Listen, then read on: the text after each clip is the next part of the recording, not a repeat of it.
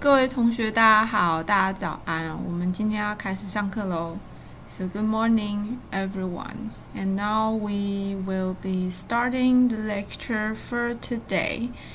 If you are not able to hear me, or if you have any questions, then you can just leave it on the discussion forum on the right-hand side of your screen. 我们等一下在上课中，如果有听不到的状况，然后或者是有问题的话，那你可以留言留在旁边的那个聊天的区域里面。好，那我们要开始今天的课程了。Now we are starting the things for today. On last Thursday, we did an introduction of blackbody radiation, and today we are going to derive the spectrum of blackbody radiation. So we just introduced that blackbody radiation can be from anything, and anything which got higher temperature, which is very hot, and then it will do blackbody radiation anyway. And the reason for blackbody radiation is that in any kinds of matter, we have charges inside. And those charges, they are moving around and they are oscillating. And the speed of the oscillations increase when the temperature is higher, and the number of oscillating charges is getting more and more and more if the temperature is higher, and those oscillation of the charges create radiation, and that radiation is coming out of the matter in the form of electromagnetic waves. And that is the reason why if the wavelength of the waves is in the range of visible light, then we can just see the colors of it. And sometimes it's not in the visible light range. It can be in infrared, and it can be in ultraviolet, and then anyway we can develop some techniques to detect them. And that is the blackbody radiation. 好，我这边先跟大家一点小小的复习，就是黑体辐射的原因是什么？黑体辐射它是因为其实任何物质不管它是不是黑的，它都会有黑体辐射。那么任何物质的里面都会有电荷，然后那个电荷它是会震荡的。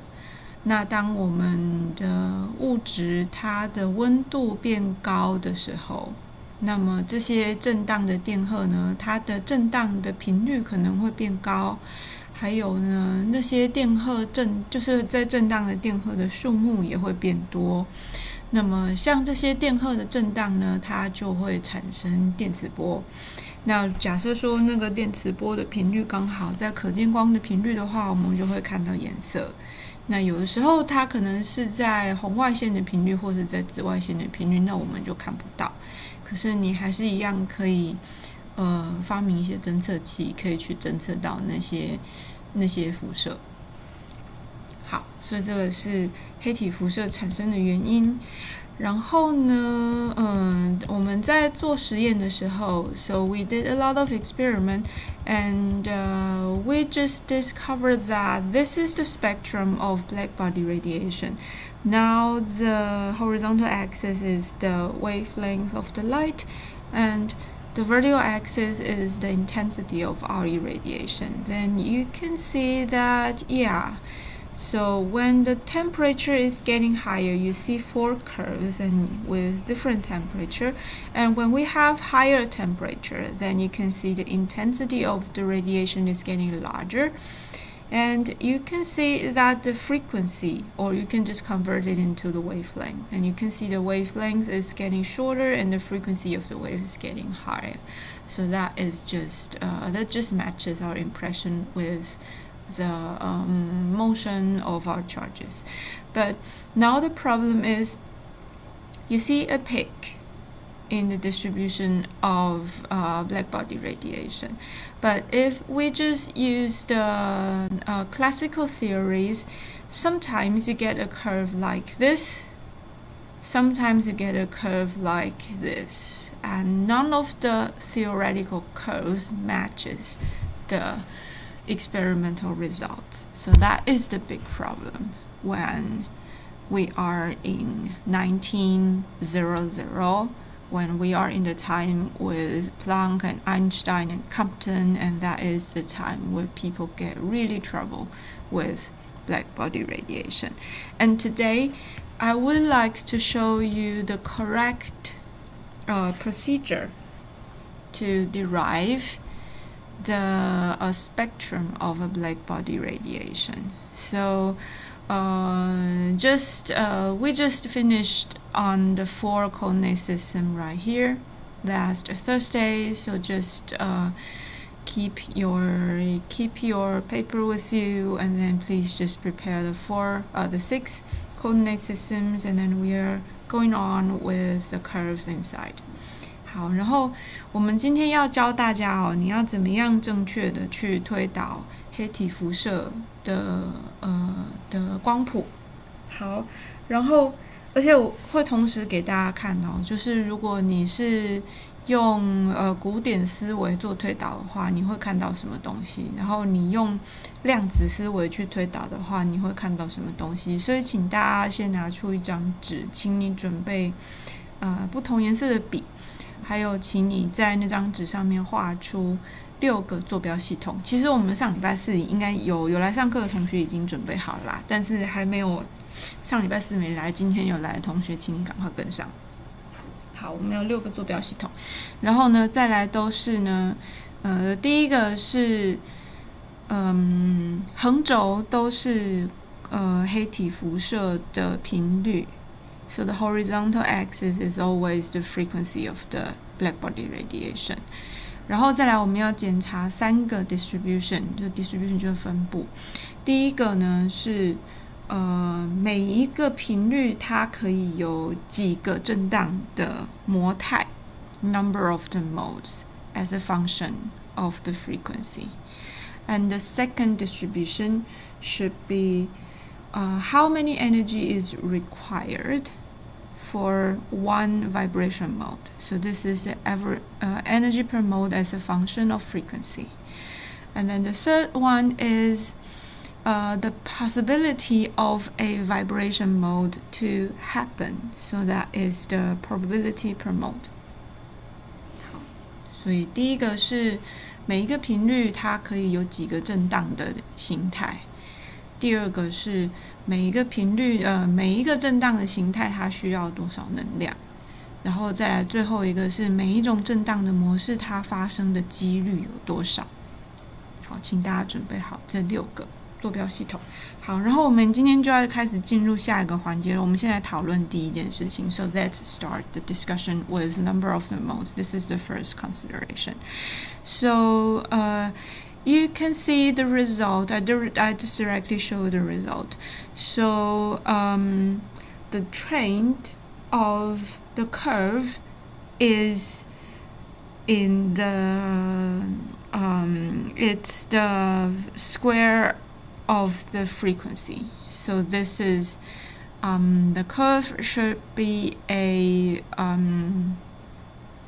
it's proportional to the square of the frequency. So it's a parabolic curve like this, like the blue curve right here.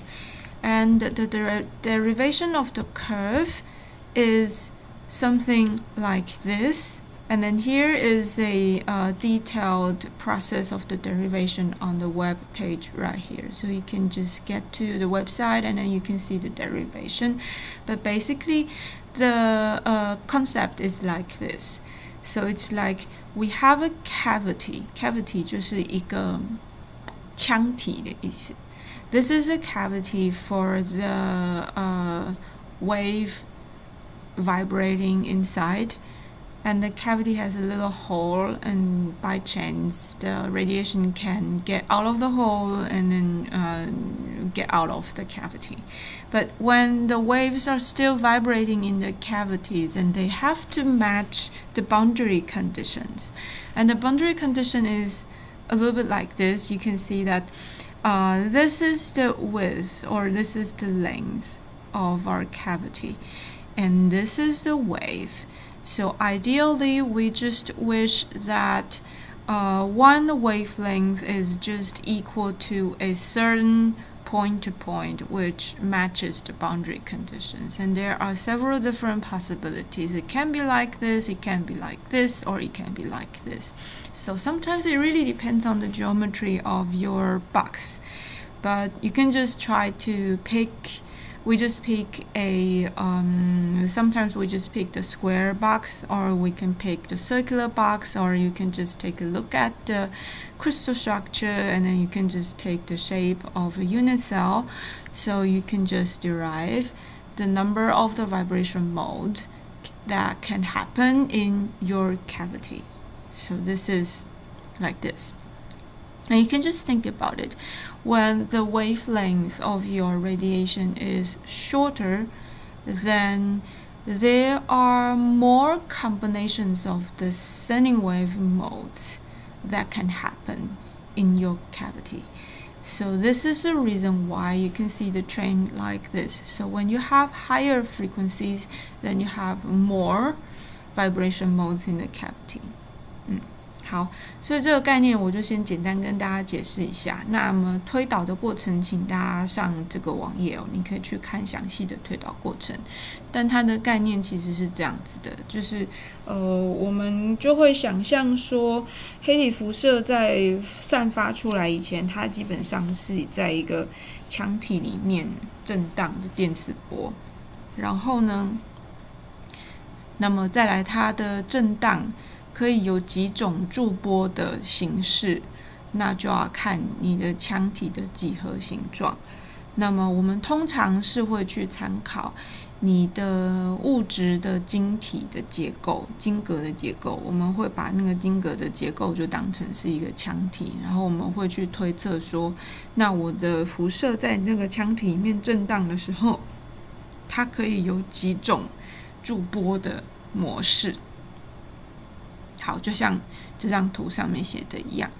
对，那大家也可以想象当你的震荡的频率变高，然后波长变短的时候，你就有更多震荡的可能性可以塞到你的 cavity 里面去。只要你的波只要你的驻波存在的形式，它可以符合你的 cavity 形成的边界条件就好。对，那当你的波长越短的时候呢，你就有越多可能性可以产生各种奇形怪状的驻波，那么你的震荡模式的数量就会变多。那你就会看到说，在我们推导出来的公式里面，那个 nu 希腊字母 nu 这个，它是你的频率，然后你的震荡频率越高的时候呢，你可以产生的震荡模态就越多。好，然后这个8拍是你的 cavity 的几何形状造成的，然后 c 的3次方 c 是光速。好 OK， 所以这个是第一条 curve， 它对应到的物理现象。So this is the physics for the first curve.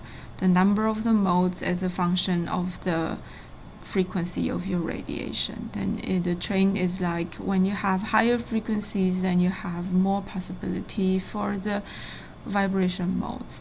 And the curve, it is exactly the same for the classical point of view or for the quantum mechanical point of view. Yeah, OK. 那这条 curve 这个对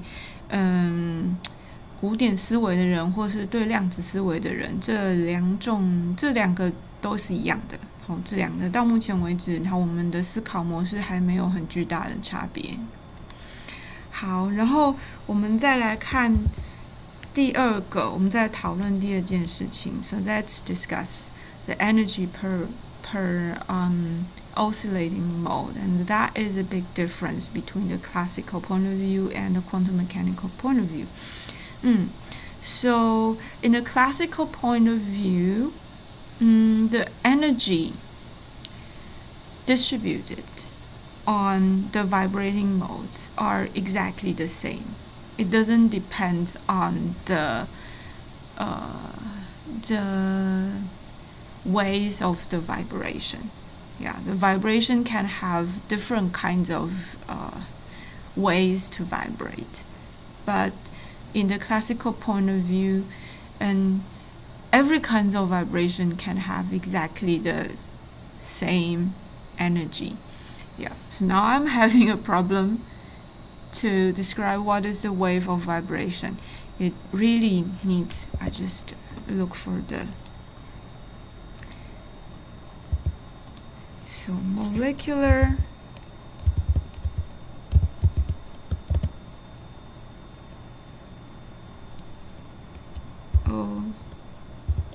oscillation. See if I can find a picture for you. Oh, yeah. You can look at the picture like this.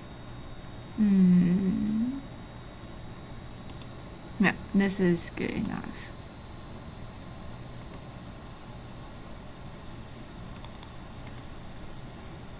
Yeah, you can see that we talk about the vibrating charges, and the charges are always around the atoms. And when the charges around the atoms, when they are vibrating, and you can see 4 different types of vibration, right?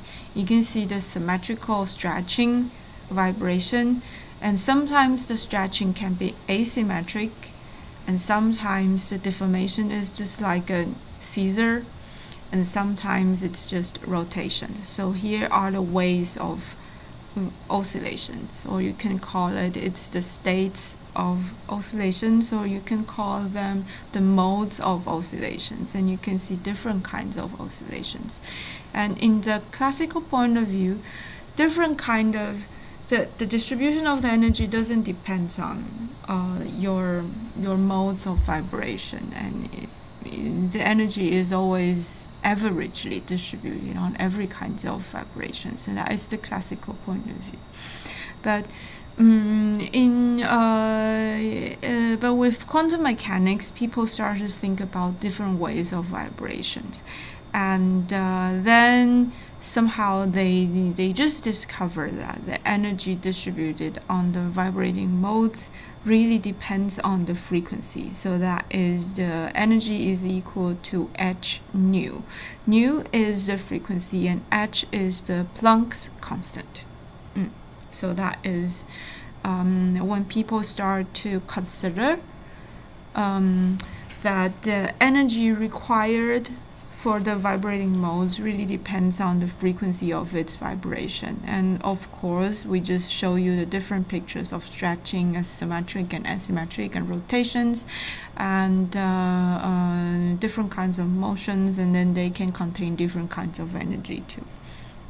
Okay, so that is a big difference between the classical point of view and the quantum mechanical point of view. 好，然后这边因为这个是比较突破性的想法，所以我这边我用中文再跟大家解释一次。就是呢，你会看到我们现在第2个要考虑的事情是，我的分子或者是我的电荷在震荡的时候呢，它会有各种不同震荡的模式。像，其实我们应该上学期的热力学应该有跟他稍微提过这件事情吧，我记得就是呢，你的震荡其实它会有伸缩式的震荡，但是伸缩式的震荡你要看你的分子的结构或是你的电子云分布的结构，有时候那个伸缩是对称的，但有的时候它不对称，然后或者有的时候它的震荡呢，它是像剪刀脚一样这样子来回用剪的，对，然后或者是有的时候它的震荡模式是像扭摆一样是扭转的，比方说你随便找你就可以看到，光是一个很简单的水原子它就可以有4种不同的震荡模式，对吧？然后我们在热力学的模型里面，大家不晓得还记不记得，我们热力学模型在分配这些能量的时候，就是你现在有一股热能，然后你把它灌注到你的物质里面，然后这些热能呢，它就会分配到，就会平均分配到所有的震荡中的分子的各个模态上面。然后在热力学的想法里面呢，他就会觉得我的能量就只跟我的温度有关系啊，然后跟我的震荡模式没有关系。就是我的不管我是什么样的震荡模式，反正分配到的能量就是 kT，K 就是波兹曼常数 ，T 就是温度。好，然后所以在热力学的想法里面，就是平均来讲的想法里面，他们会觉得，我不管震荡的频率高低，每一个震荡模式分配到的能量都是一样的。好，所以这个是在古典的想法里面一种平均分配、众生平等是这样子的概念。好，然后但是到了量子力学的时候呢，其实主要的原因还是因为你如果还一直紧抓着古典的思维不放的话，你就诠释不了你的数据。所以普朗克在这个地方，他就稍微想了一下，会不会其实我们要稍微改变一下我们的想法呢？会不会其实分配到每一个震荡模态上面的能量，其实是跟频率是有关系的？就是假设说我震荡的频率越高的话，它需要的能量就越多。会不会其实实际上面它的能量是这样子分配的？就是它并不是平均式的分配，它其实是会看你至少会看你震荡的频率高低，然后会分配给你一个适当的能量。所以普朗克他就做了一个假设，他假设每一个震荡频率可以分配到的能量是 h nu，h 就是普朗克常数，然后 nu 是震荡的频率。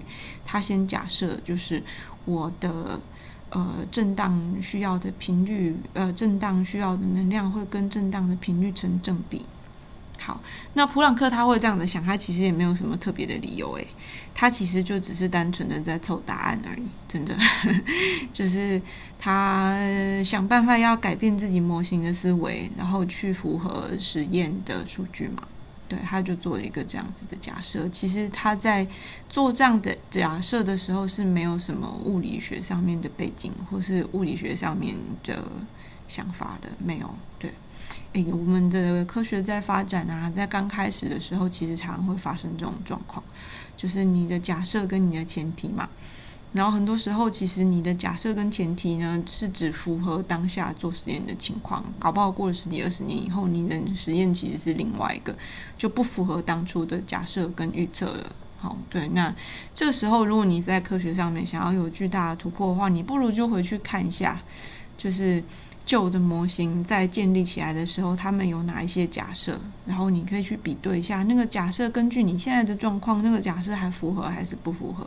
很多时候我们有很多创作啊，或者很多新的模型都是用这样子的方式，然后慢慢发展出来的。好 OK， 所以这边就是给大家看一下，然后大家可以先写一下笔记，然后慢慢消化一下这个新的想法。我看一下有没有问题，因为如果有问题的话，你们也可以趁现在先问。我看一下有没有人有问题。好 ，OK， 我们今天讲的东西稍微比较抽象一点哦，所以如果你有问题的话，你也可以就是留言，你可以提出哦。好 ，OK，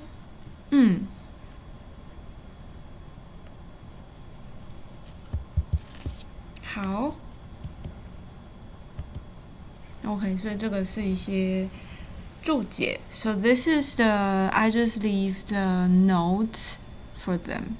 So for the classical cases, people just simply assume that energy is equally distributed to all the modes, and every mode have the same energy. But you have to be careful this is just an assumption, and this is not correct. And for the quantum mechanical point of view, people start to think about them. Maybe the energy can only be distributed in packages of h nu, and the packages is not able to be divided. So that it's just telling you that the frequency of the light just decide that how many energy it can contain, and the capacity for that energy is just equal to h nu, and every capacity for the energy is a package of energy. 好，然后呢，这边也是在量子力学里面，它会出现一个特别的概念，是我们会把一个光子，就是这好像还没有讲到光子的，好，就是我们会把每一个光它有一个固定的频率，然后呢，那个光它是能量在传递嘛，然后我们会把它想成是我们有一个 package， 就是像一个包裹一样包起来，这一包能量是顺着那个光传递出去的，对，然后你的包裹的大小是你的光子的频率决定的，就是看你的光子的频率越高的话，这个包裹的容量 capacity 就越大，对，那所以我们有时候也会说光子啊，或者是对，我们会说这个叫 packages of energy。好 ，OK， 所以这个是稍微比较抽象的概念，希望大家可以理解。好，那我们再来看最后一件事情。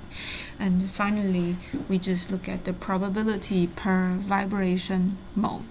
So now we start to care about, is it possible to happen? Like if you have a super high frequency and if you have a super complicated oscillations, and is it likely to happen, or it's not that possible to happen?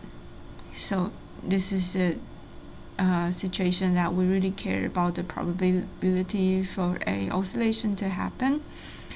And you can see that in the classical point of view, this one. And again, people just simply assume that the probability per vibration mode is just the same, and it doesn't matter if the frequency is small, it doesn't matter if the frequency is high, and every kind of vibration is possible to happen, and the possibility of them is just equal.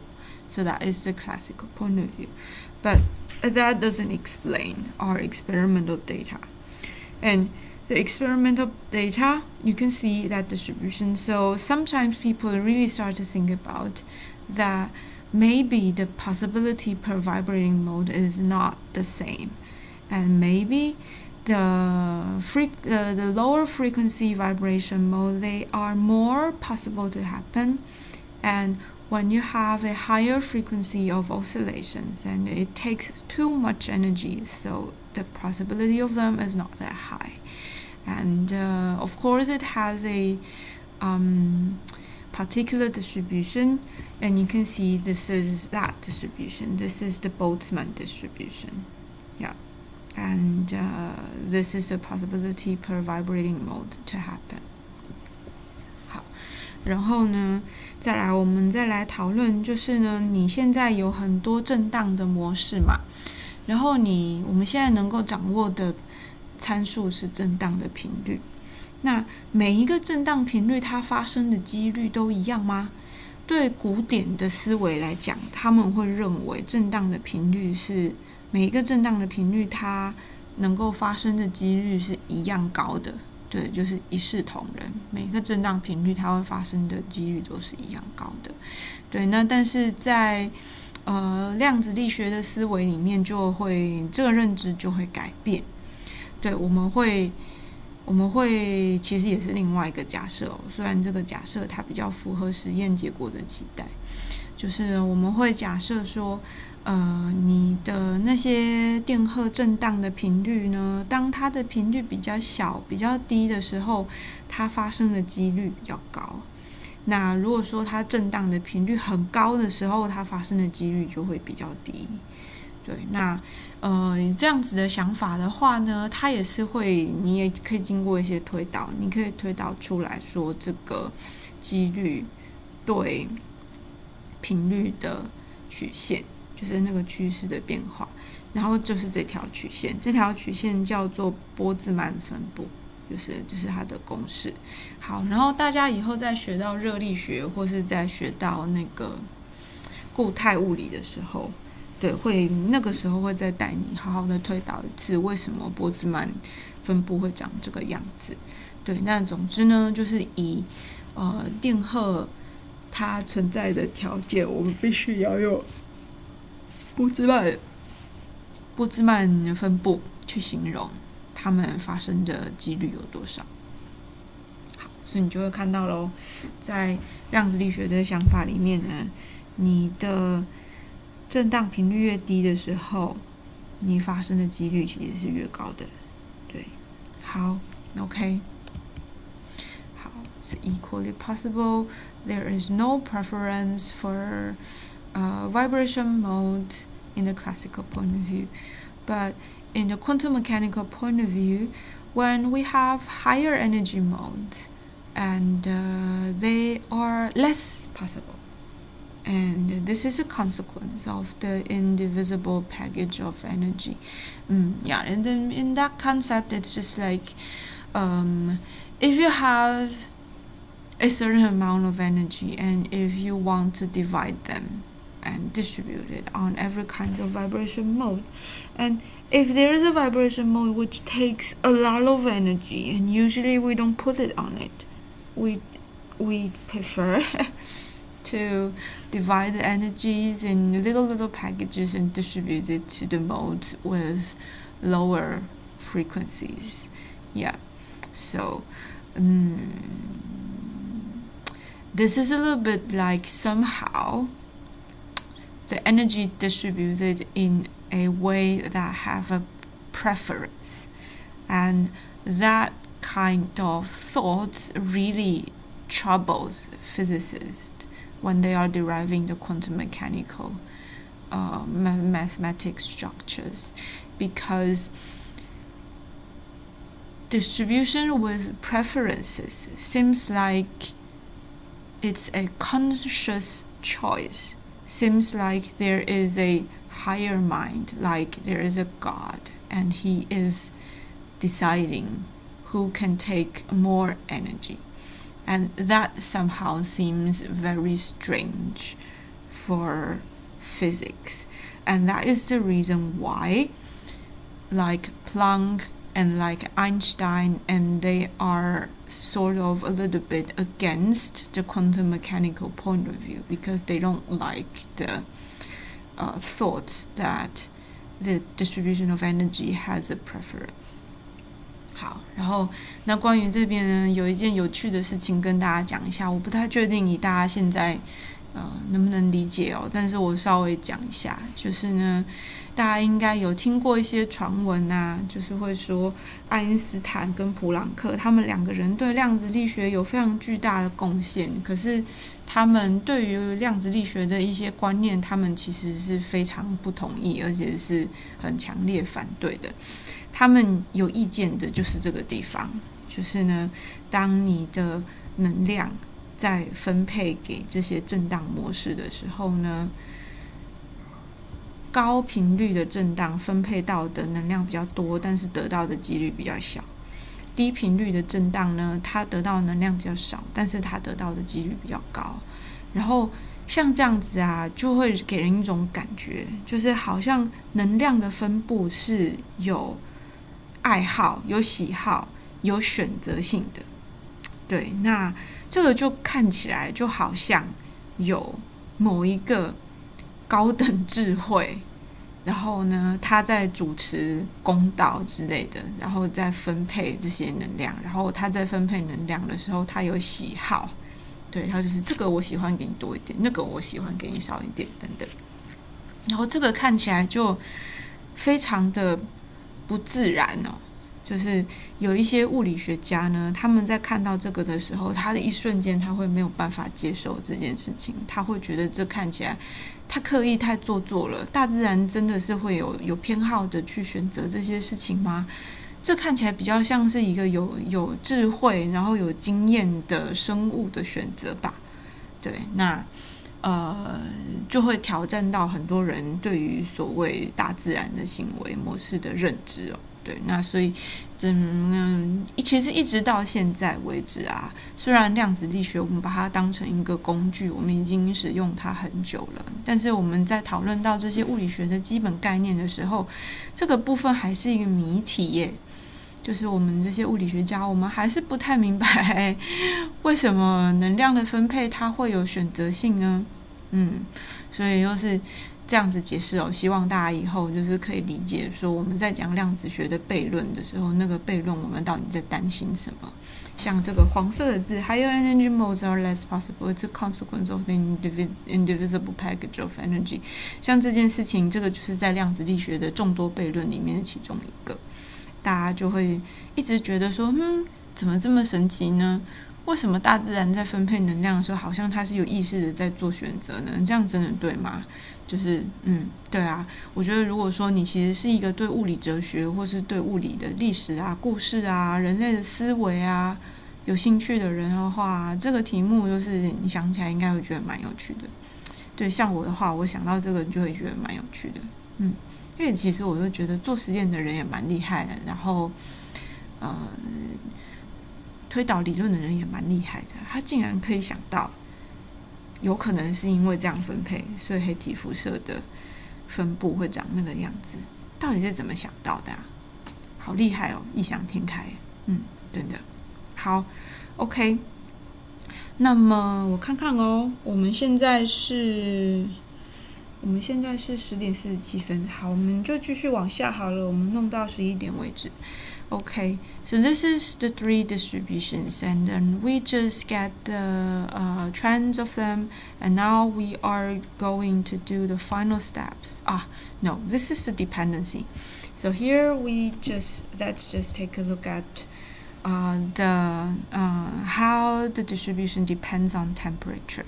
好，那我们现在要再做一个推导，我们要把难度再往上升级一个。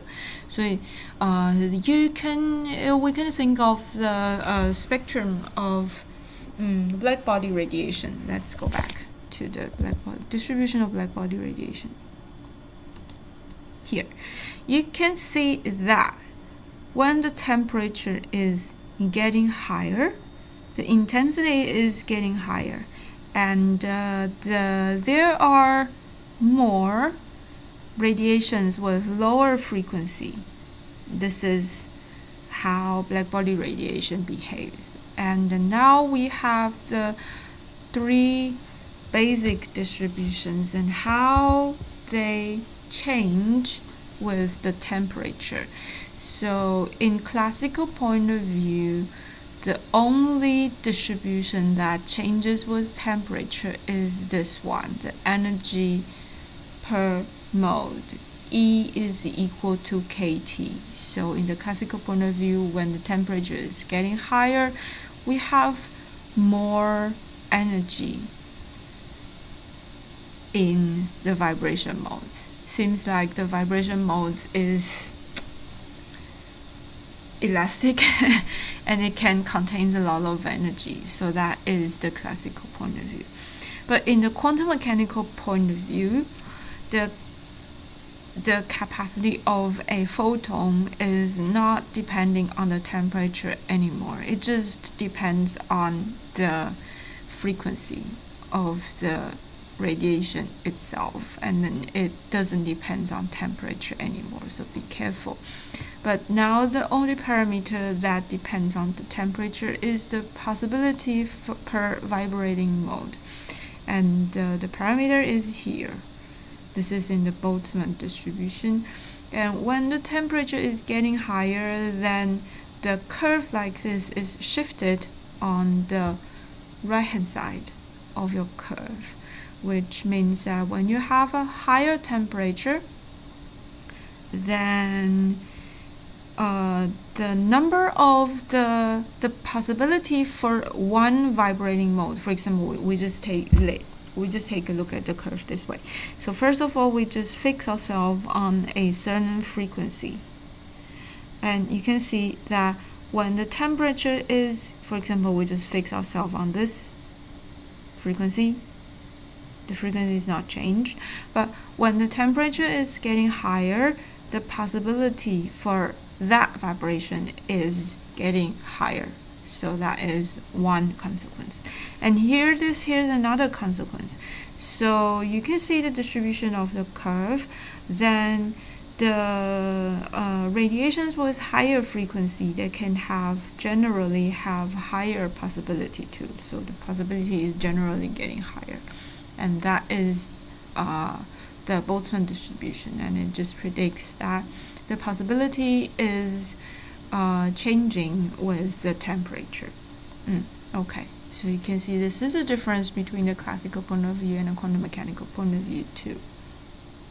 Okay, so that is with temperature. 好，然后再来这边这件事情哦，大家可以想一下，我们之前我们在检查黑体辐射的光谱的时候啊，我们就会发现哦，当你的温度变高的时候，首先最直接你会看到的事情是黑体辐射的强度会变强，然后再来呢，你会看到在高频率震荡那边呢，你的强度也是会变强的。对，那么这件事情我们是在理论上面我们可以把它推测出来吗？那这个时候我们要稍微静下心来，我们要检查一下古典的思维跟量子的思维呢，他们对温度的变化是怎么样改变的。好，你可以看到在古典的思维里面呢，能量是正比于 kT， 所以你的温度上升的时候呢，我们就是古典的思维没有在管你的震荡频率是多少，总之呢，所有的震荡的数量就一起变多就对了。这个是古典的思维，可是其实它并不符合实验的成果，你要记得。然后再来是量子力学的思维，在量子力学的思维里面，你的震荡模式需要的能量就是 h-nu 这么多，然后呢，你每一个 vibration mode 它要产生你需要的能量就是这么多，它跟温度是没有关系的。温度它会影响到的是你每一个震荡模式发生的频率。好，而且它的趋势还有一点复杂呢，就是你可以看到它本身主要就是一个波兹曼分布嘛。那假设说我们先固定一个频率，我们来观察，就是你的震荡频率是固定的时候，那么你的温度越高，然后呢，那个震荡频率要发生的频率就会越高。对，所以你会看到这样，那频率就变高了。你的震荡频率会发生的几率就变高了。好，然后再来还有另外一个比较麻烦、比较难解释的，比较难理解的分布是这样子哦，就是呢，当你的温度变高的时候呢，其实你在高频率这边的辐射呢，它会产生的几率同时也会变高。对，就是你变成，即使你的震荡频率很高，你要吃掉的能量很多，你现在还是有机会可以发生，而且你发生的几率是会变高的。所以你会看到这整个波兹曼分布的 curve 就往你的整个坐标图的右边移动过去了。好，所以这个是量子力学里面的思维哦，就是你的温度升高改变的是震荡的模态发生的几率。好 OK， 所以这个是好，那我们再来要做最后一个步骤是 Now let's get into the last step. This is what we are going to do. So we have the 3 curves and the total intensity of the radiation is equal to the number of the modes multiplied by the energy per mode and multiplied by the probability per mode.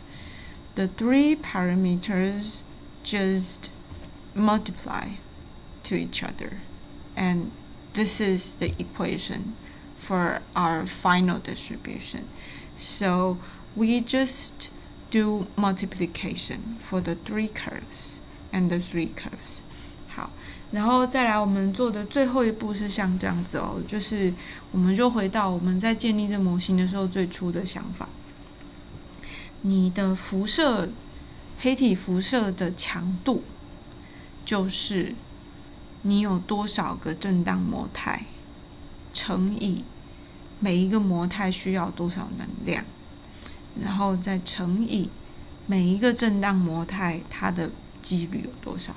好，那我们就把这三个 curve 你用相乘的方式把它们相乘在一起，就是全部都就是它乘以它乘以它乘以它乘以它乘以它乘以它。好，那我们最后的 multiplication 你就是把三个 curve 叠在一起。So if you need to do the operations, and then you just superimpose the three curves together. And so you can just create another space, and then you can just put the curves together, and then you just try to do the multiplication in your brain. And finally you get the black curve. Yeah, you can think about it.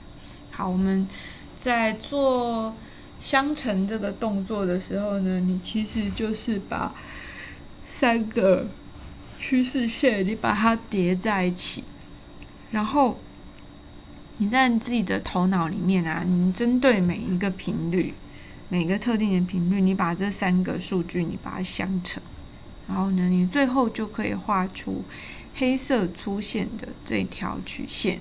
好，然后在量子力学的推导里面，这条曲线，我看一下哦，因为在这里是0嘛，对，所以呢，你的黑色的你的最后结果就会是呢，在你的频率等于0的时候，你不会有任何 intensity， 然后但是在你的频率很高的时候，因为这个地方，然后呢，你的整条 curve 就会无限增长变大，然后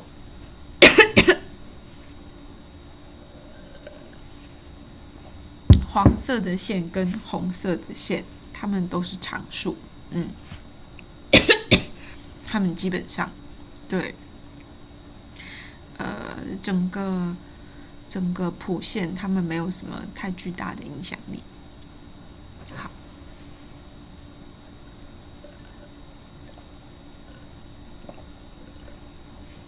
好，然后我们再来检查量子力学思维的光谱。好，首先我们会看到呢 ，so let's take a look at the spectrum in a quantum mechanical point of view. So you can see that in this distribution,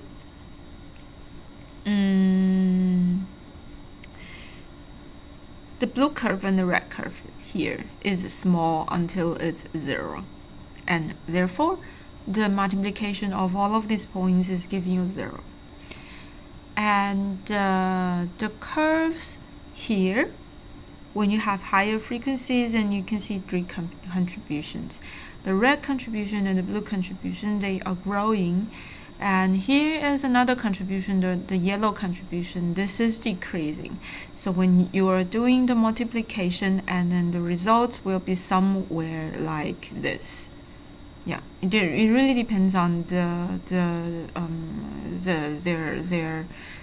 relations, but you will have a curve somewhere around here. And then when you are at the middle frequencies here, and you can see combinations of the red one, yellow one, and the blue one, and after the multiplication, you will have a curve like this. You will have a big peak at the center, and at the beginning and at the end, this is 0, and this is 10. This tends to be 0 too.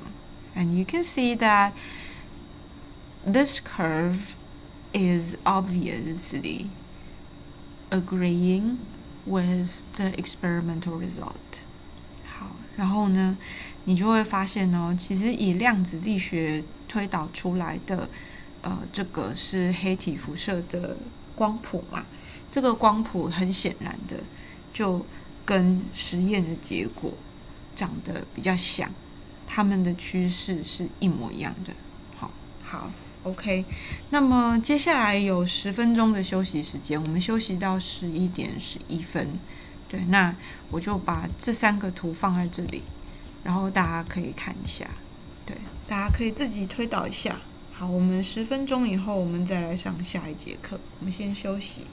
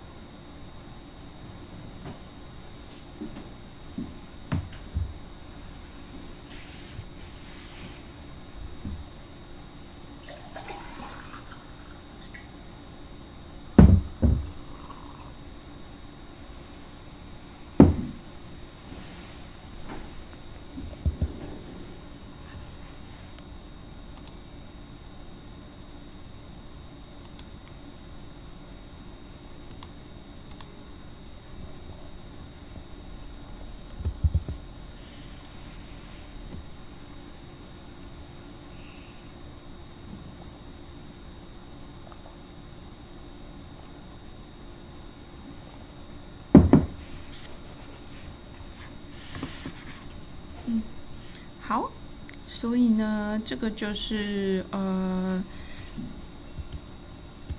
黑体辐射的频谱的推导。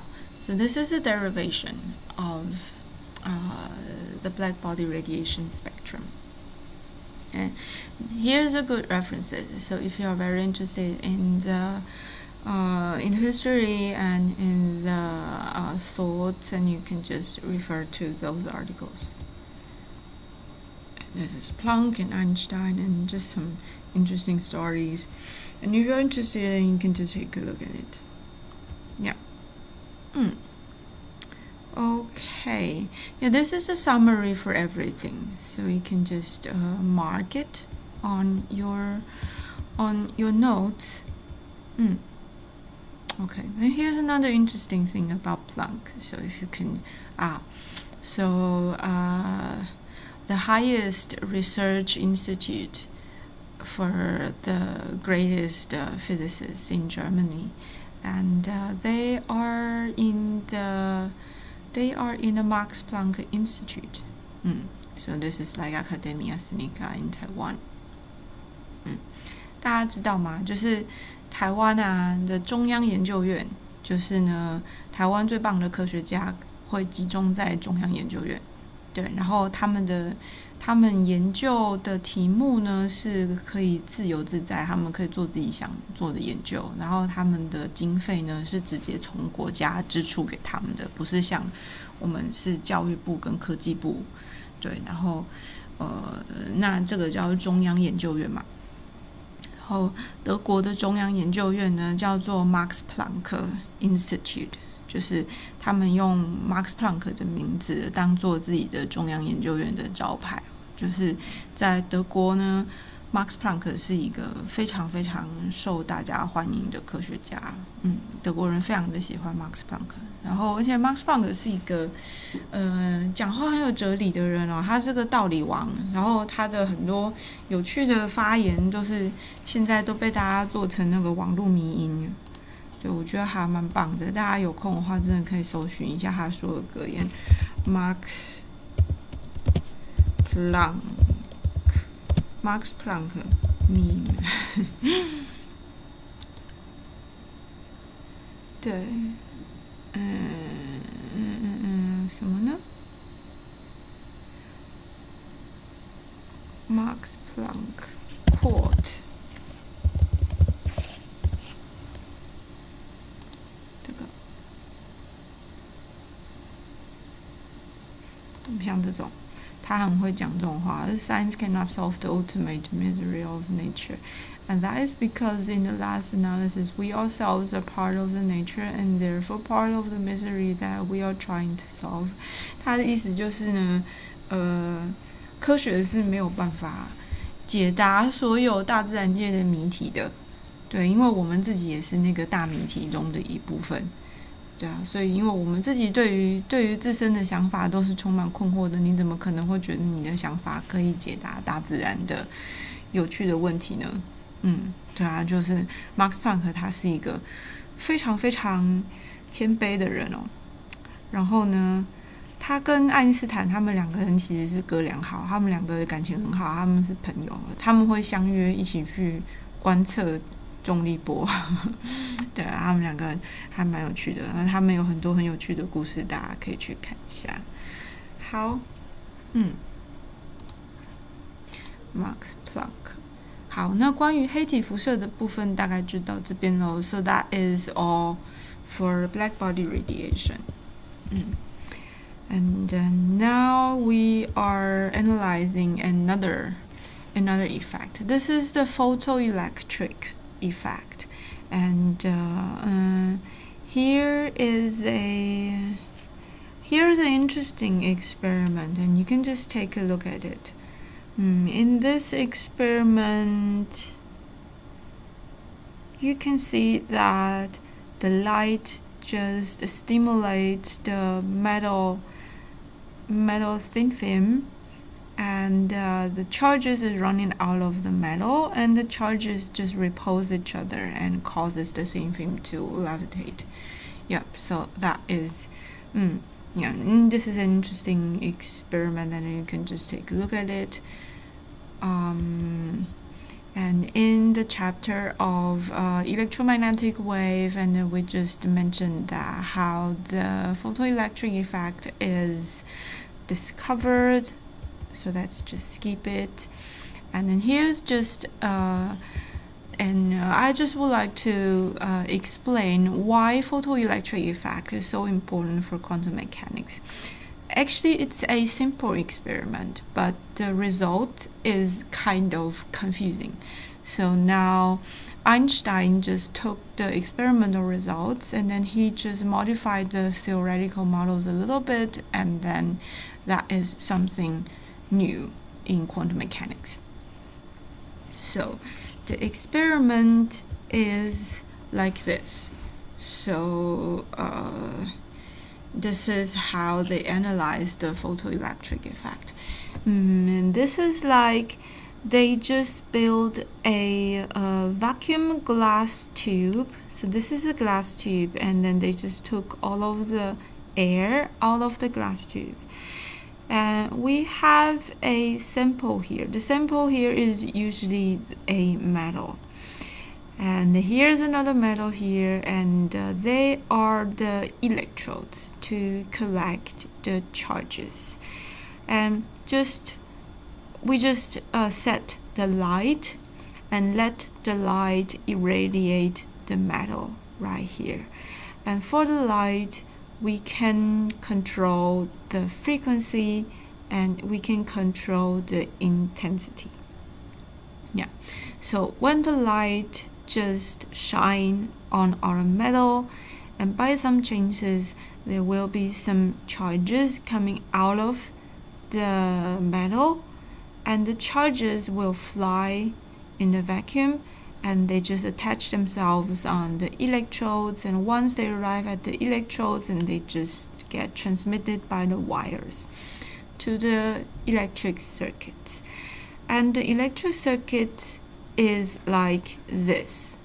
So basically we have a power supply here, and the power supply is putting some voltages on the two sides of the circuit, and the voltage here is sort of stopping the charges running through the wire.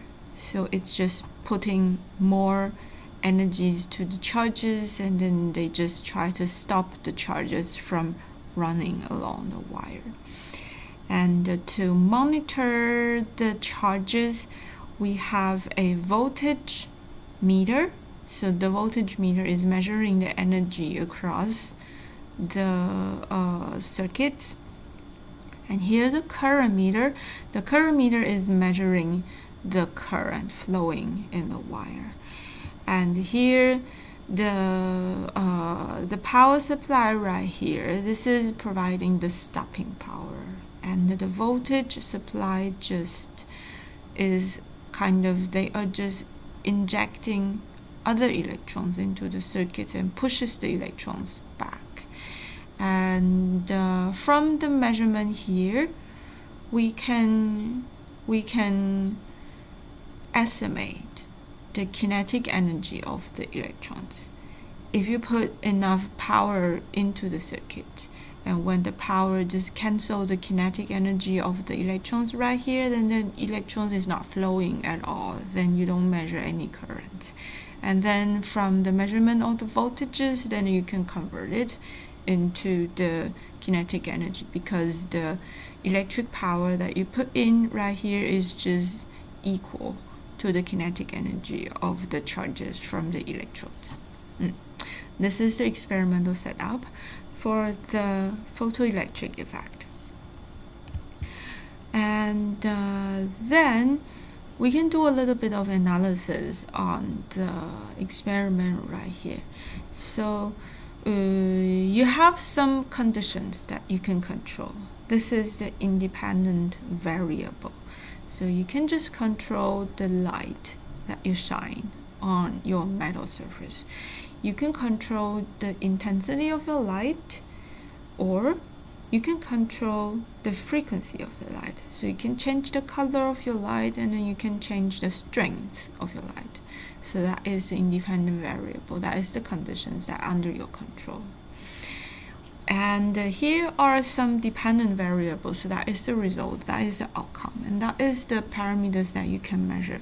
So you can check if you are measuring the photoelectrons or not. So you are measuring if I have electrons or if I don't have any electrons. So this is one index. This is one feature that you can check. And the other parameter that you must check is the kinetic energy of the photoelectron. So how fast is it moving? It's flying and it has kinetic energies, and then you can measure it. And we just measure it with the compensating stopping power. Okay, so this is the experiment with photoelectric effect. And the interesting thing is like this. So from the measurement, the result is showing us that the maximum kinetic energy of the photoelectrons is exactly the same, no matter if the light is bright or the light is low. Okay, so if you shine your metal with a strong light and a lot of electrons is running out of your metal, then you measure the kinetic energy, so you get one number. But if you just put a little bit of light on your metal and a little bit of electrons is running out of your metal, and then you just measure it one more time, you will find that though the intensity is very low, the kinetic energy of the photoelectric electrons are just exactly the same. It doesn't depend on the strength of your light. So the kinetic energy of the photoelectrons is just that number. It doesn't depend on the intensity of the light, and the intensity of the light changes the current. It changes the number of the electrons, but it doesn't change the kinetic energy of the photoelectrons.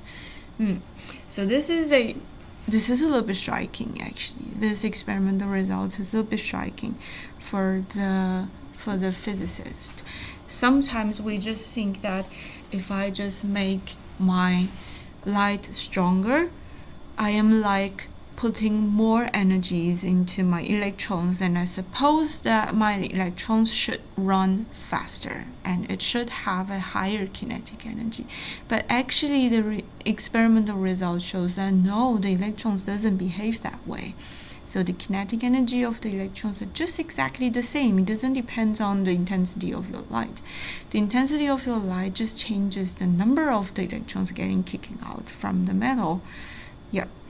And so the classical theory or the classical point of view just think that when I put in more energy, then my electrons is running faster, but it doesn't work that way.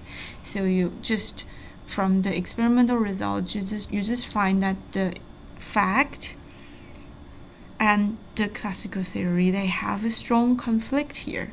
And that is the reason why sometimes we call the photoelectric effect is a very important experiment for quantum mechanics. Yeah, so that's it. This is one of the interesting points. And the second interesting point is that for the visible light, it's like you have to put the light with the right frequency in to kick your electrons out. If the frequency of your light is not in the right range, then the electrons are not coming out from your metal surface. And for most of the metals, the light should be ultraviolet or blue. Sometimes blue works, and usually you have to use purple light or you have to use ultraviolet light. Then you can kick the electrons out. And the normal visible light, it doesn't work for the photoelectrons. And it just showing us that the frequency of the light is an important parameter again. The frequency of the light just decides if we get the photoelectrons or not. And for the classical theory, it doesn't say anything about the frequency of the light. And for then the classical theory doesn't work at all for a situation like this. So this is another important fact that maybe we should change our mind with how energy is transmitted from light to matter. Okay, so this is photoelectric effect.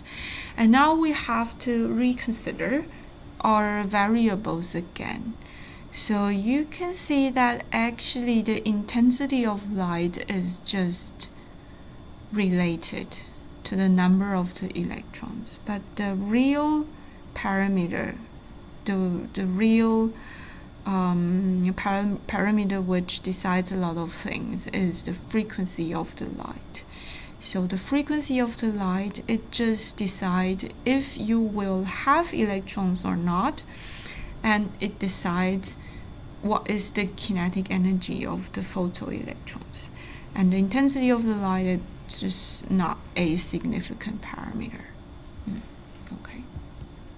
And from the experimental results, Einstein just rearranged all the parameters and then he creates a new theory for it.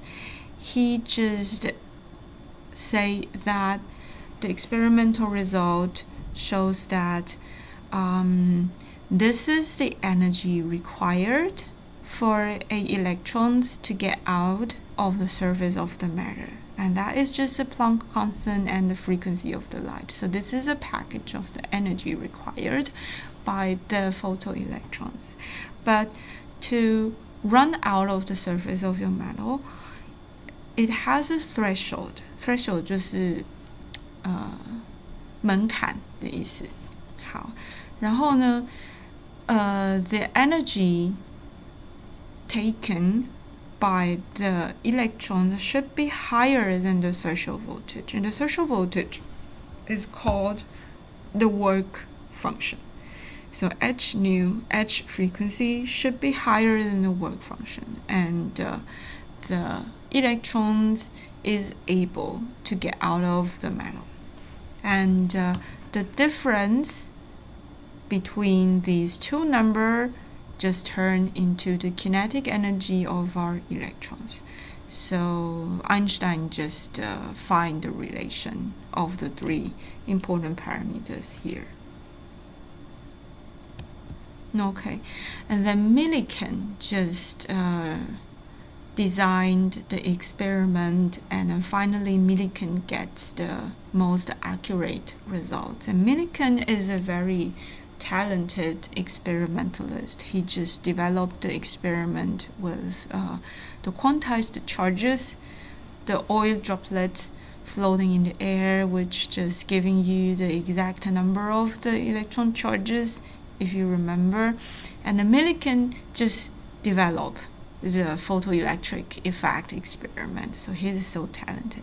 So you can see that he is illuminating the metal. I don't really remember what kind of metal is it, but he just illuminated the metal with different colors of the light. So if he illuminates it with the red light and there is no electrons at all, even if the red light is very, very, very bright, it doesn't work at all. And when you start with the green light, then some of the photoelectrons is getting activated. And if you use blue light, then there are more electrons getting activated and the electrons are flying faster. So, but even if the light is just a little bit, even if the intensity is not very high, you always get electrons. Yeah. So Millikan just did the experiment, and then he just finally proved that the generation and acceleration of the photoelectrons is associated with the frequency of the illuminating light, not the intensity. Okay, important. This is with photoelectric effect. Yep. And you can see that this is the result of photoelectric effect. And usually we take potassium. Potassium is kind of metal, very active metal, and beryllium, titanium. Titanium is very, we are familiar with titanium. We use titanium all the time. But what is beryllium? Beryllium 是什么？我查一下。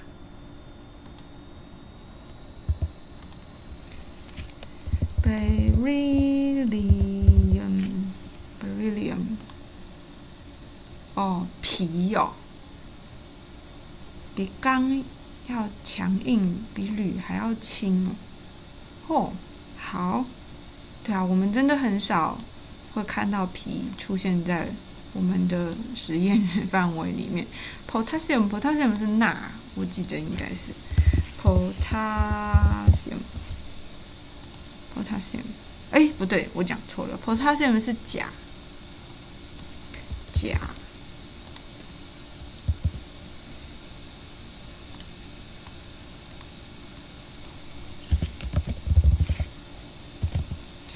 potassium 是钾。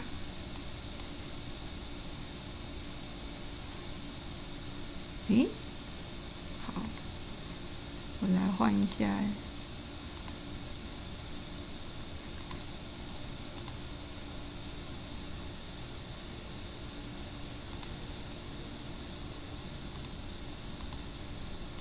我来换一下字的颜色。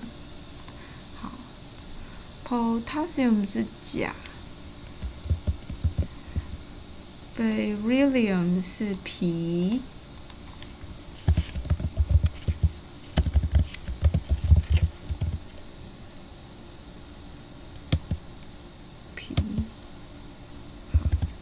然后 titanium 是钛。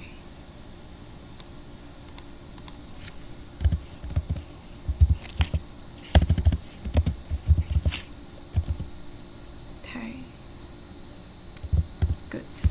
Okay. And let's take a look. Let's take a look at the frequency of the light. So this is the incident light, and this is the frequency. Visible light. Yeah. So if you use potassium, then you can see photoelectrons from green light to blue light. So this is easy. But if you use beryllium and if you use titanium, then you have to use ultraviolet light to stimulate the photoelectric of electrons. Yeah. And then we see the kinetic energy of the activated electrons. And the kinetic energy, just when the frequency is higher than the work functions, then the kinetic energy is just proportional to the frequency of the light. Yeah, so this is a proof for Einstein's theory. And here are some applications based on the photo effect. And actually there are so many applications based on photo effect. And if we don't have the photo effect, then basically nothing is really functioning in our modern life. Yeah.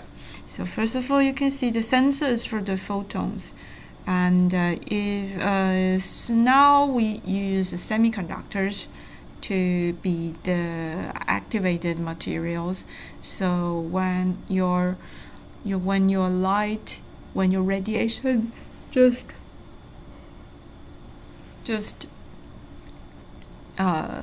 irradiate your sensors, and then the charges is running out of your sensor and then flow into the back end readout electronics, and then you can just detect any kinds of light and can detect any kinds of photons. So the photo detector, the photo sensors are usually based on the photoelectric effect. And here's another. This is the must-have devices in a photoelectric devices. You can see that we have the metal here. We call it the photocathode because when the charges, when the light is coming in and it's activated electrons, the electrons is running out of the cathode. And now you can put another electrodes here, but this is a positive electrodes, and you can have levels and levels of positive electrodes. So you can see the voltages on it is getting higher and higher and higher and higher. So the photoelectrodes are running out of the cathode, bump into the positive electrodes here, and then giving energy to the electrons here, so there are more electrons running out, and then the signal is getting amplified since you have a lot of electrons at the end. So this is a photomultiplier based on photoelectric effect. Yep. And the photovoltaic devices, this is solar cell, so that is another application with photoelectric effect. And this is the point that we have to develop new materials which getting photo effect with sunlight. So sunlight is the white light that is in the visible light range. So we are developing semiconductors based on silicons or semiconductor or some OLEDs, the organic semiconductors, and then we try to regulate the work function of them and try to make the photoelectrons sensitive to the sunlight, and then it's outputting currents, and then we can use the current to drive the circuit. So this is solar cell, photoelectric effect. And yeah, 我用中文稍微跟大家讲一下哦，就是呢，光电效应啊，现在其实在我们的生活中啊，到处都是光电效应。如果没有光电效应的话，我们有很多自动化的感应器啊，就是就没有哦，很可怕的。然后我们通常有很多是光的感应器，就是只要你有照光，它就会有电流有讯号会跑出来的。通常它的原理就是光电效应。对，然后那还有另外一件事情是这个叫光电倍增管，这个是在实验室里面很常见到的，就是我们的光电效应的电子跑出来以后呢，我们会建立一连串的正电极，然后让正电极上面的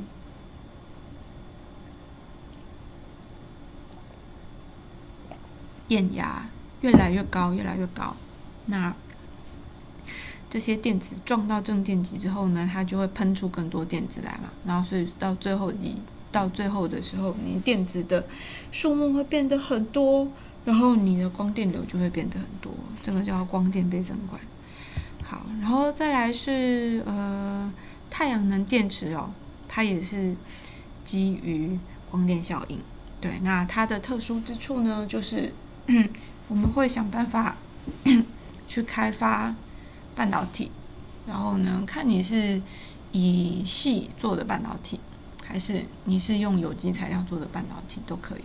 但是它的基本原理就是希望我们把光函数调整到低于可见光的范围，这样子的话，我们就是在太阳照射的时候呢，就会有电子会跑出来。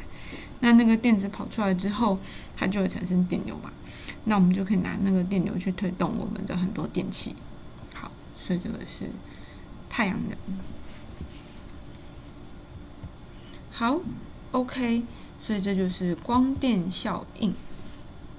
我们在这边先稍微休息一下。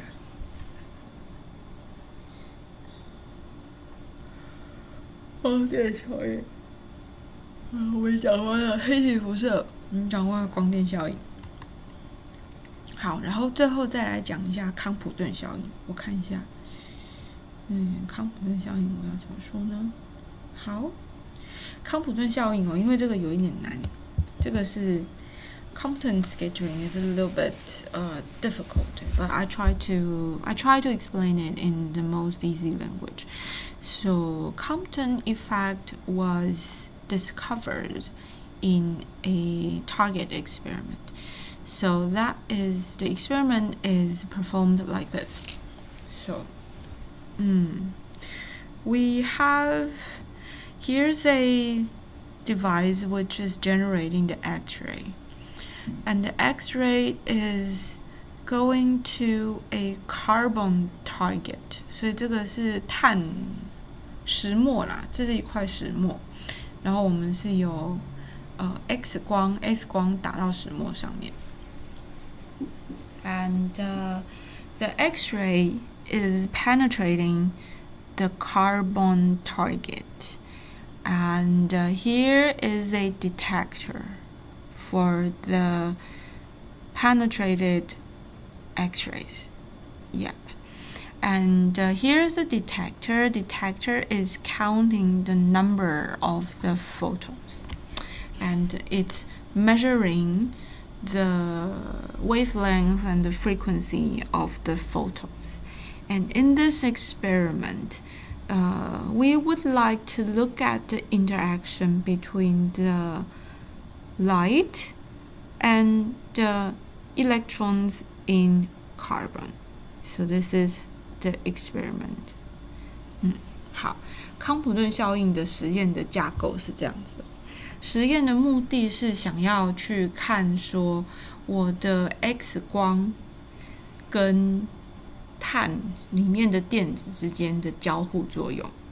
好，然后呢，所以实验的装置它是这样子设计的，它让 X 光出来之后呢，去打一个碳的标靶。然后呢，我们的光穿过那个碳之后呢，意思就是光跟碳里面的电子，它们经过了一番交互作用之后，光就从碳的标靶里面跑出来。然后这边我们会有一些实验装置就是我们会去量测我们光的波长，还有光的强度。然后再来呢，我们就来画一个频谱，就是我的光的波长是多少，还有它的强度是多少。And then in the experiment, we are just moving the detectors for the light. We move it on different angles, and we measure the intensity of the scattered light. 那这实验的步骤就是呢，我们去改变侦测器摆放的角度。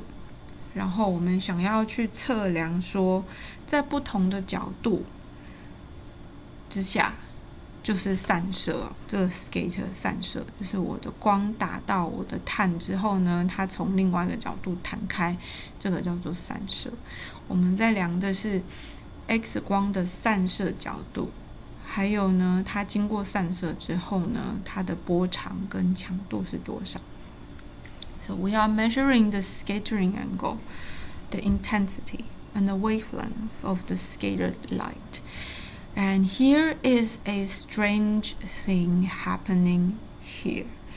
You can imagine when something is getting reflected or deflected, it's just changing the path of the movement. But usually the mass or the energy of that object is not changing at all if it's a elastic collision, right? So we will expect that the X-rays scattered by the electrons is just changing its direction. The energy of the light is not supposed to change, but the experimental result shows that yes, the wavelength of your X-ray is changing. And you can see the peaks of the scattered light.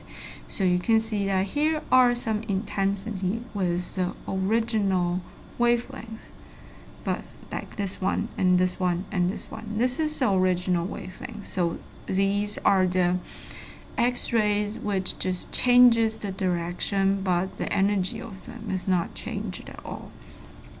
But here is somehow another peak coming out, and it's getting stronger and stronger and stronger when you are at the large scattering angle. And the wavelength of the X-ray is getting longer. So that is so strange for the experimentalists when they see the experimental results. So why the scattered X-rays is losing energy, and why the wavelength of the scattered X-ray is changing? This is so confusing. So what is this?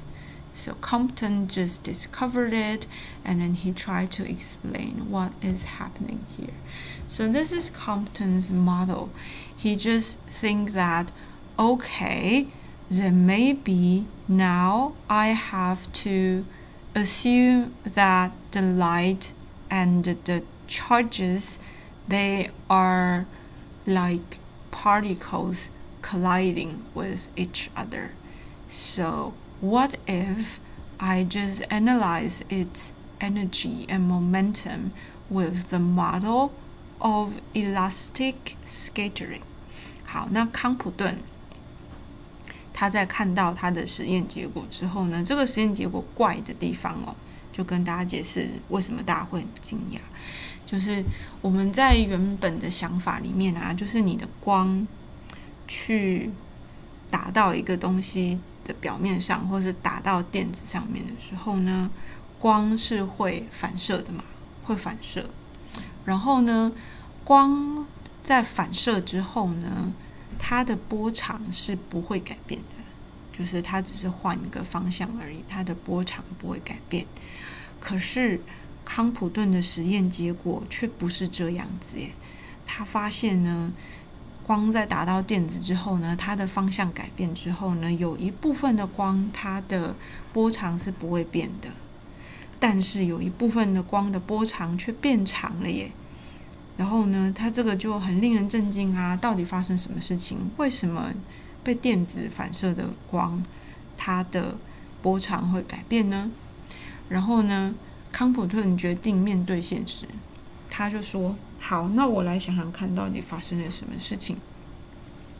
会不会其实我在这个地方呢，我有必要把我的光看成是某一种像粒子一样的东西？”然后光子跟电子之间的碰撞，我可不可以就把它们当成像两个球之间的弹性碰撞啊？然后我就用能量守恒，用动量守恒去推导看看，会不会其实这样分析才是正确的？对，所以康普顿他就决定用这个方法试试看。他决定把电子跟光都看成小小的 particle， 然后呢，他就开始来计算就是当我的光的 particle 跟我的电子的 particle 相撞之后呢，它们的能量跟动量是如何守恒的。And this is Compton's model.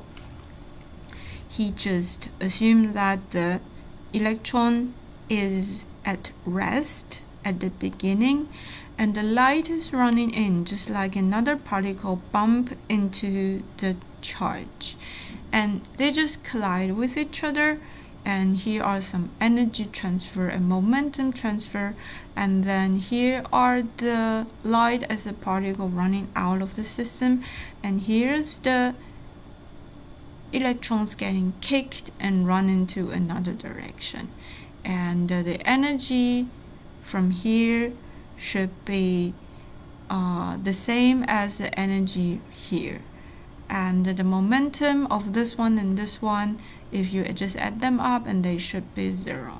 Okay, so so the energy the incoming energy and the outgoing energy should be conserved. They should have exactly the same number, and the incoming momentum and the outgoing momentum, and they should conserve too.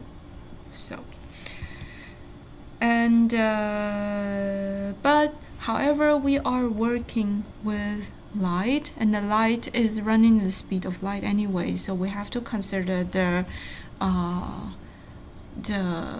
relativity.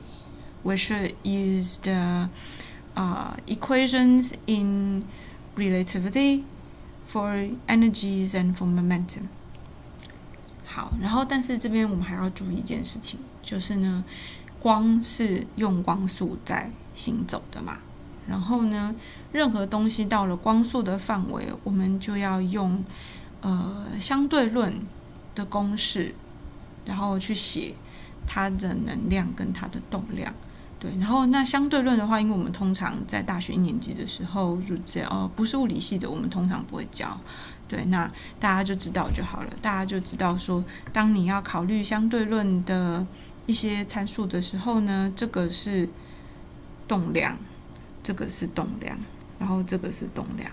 OK， 所以这个让大家知道就好了。So it's like we have to calculate the input energy and output energy.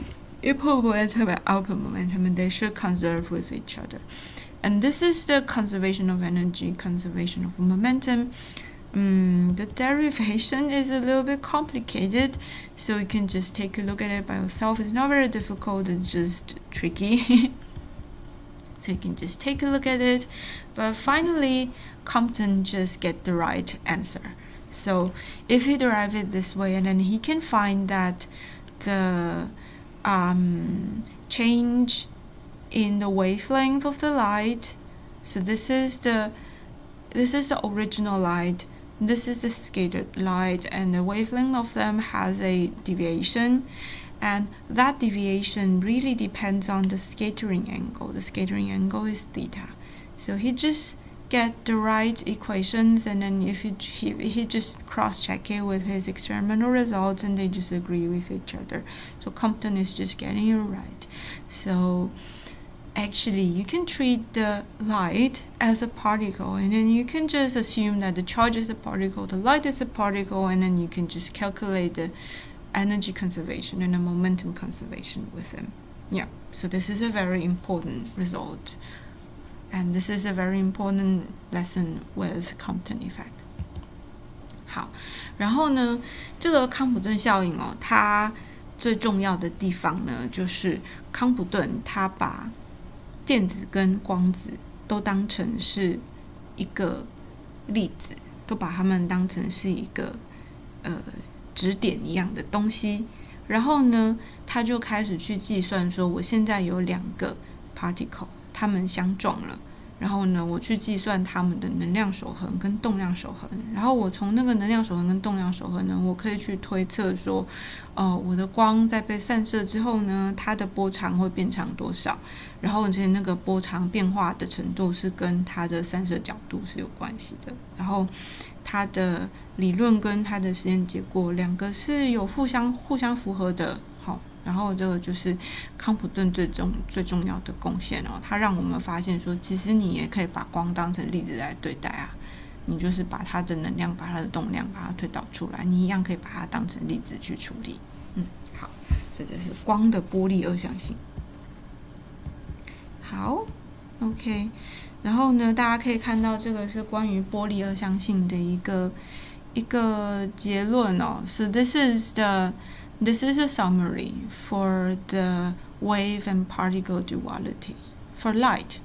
And you can see that just from the beginning of the optics, and then we just try to check and we try to analyze all the properties of the light. And here are the properties of light. You can see the light is always traveling in a straight path. It's getting reflected. Sometimes it gets refraction if you have different medias, and it doesn't matter if it's a particle or if it's a wave. And then particles and waves, they can have the 3 properties too. And when it comes to diffraction, and then now we are getting a little bit of problem. If it's a particle, it doesn't have diffraction. And if it's a wave, then yes, it has the diffraction. So you can see that, oh, here are something which is not very compatible. And then when it comes to the colors, then it doesn't matter if it's a particle, if it's a wave, and then they all can have colors, they can have interpretation for the colors. Then interference, again, if light is just a particle, it doesn't work at all, then it should be a wave to have interference. And finally, after 100 years of debate, now we are coming again. It's okay to treat the light as a particle if we are analyzing its interaction with charges. And usually when we are treating problems like the interaction between light and matter, and we have to treat the photons as a particle, and then we can estimate the interaction between the photons and the electrons.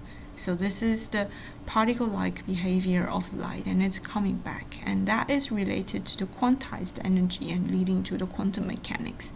Yep, so here you can see the three important experiments: the Planck, blackbody radiation, Einstein, photoelectric effect, and Compton. This is Compton scattering. All of these three experiments in modern physics is telling us that we should consider light as a particle, and those behaviors is not related to the wave properties of the light. Yeah, okay, so this is a summary for the wave particle duality.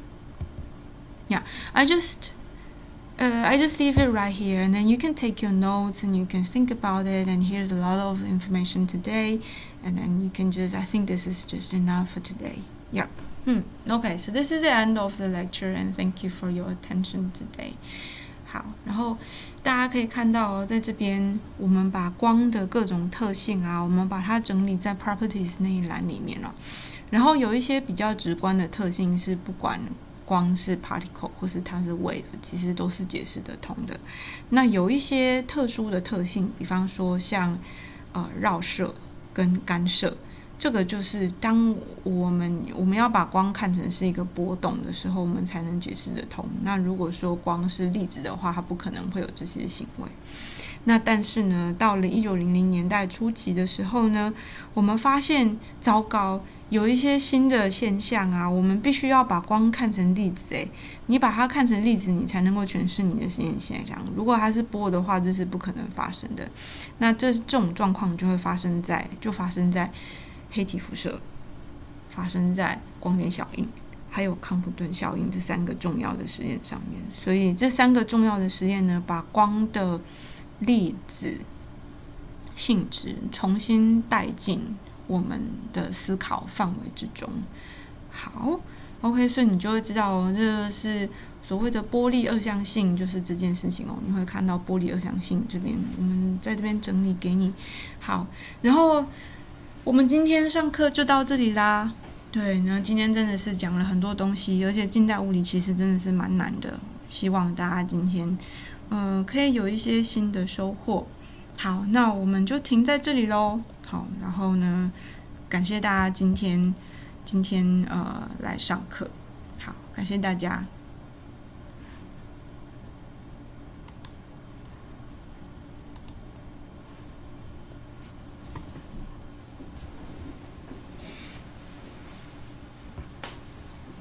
然后有问题的话可以写在旁边，然后没有问题的话我就要结束直播咯。